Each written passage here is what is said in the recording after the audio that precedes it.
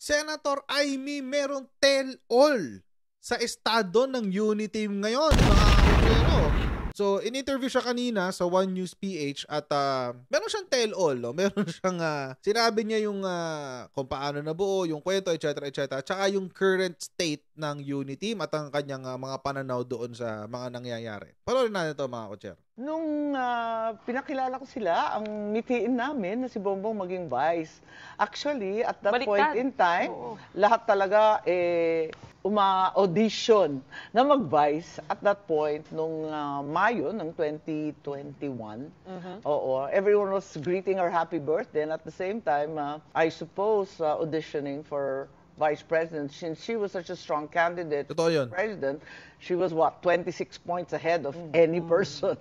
So kailan bumaliktad? Totoo yun, totoo yun. Naalala ko nung 2021, si VP Sara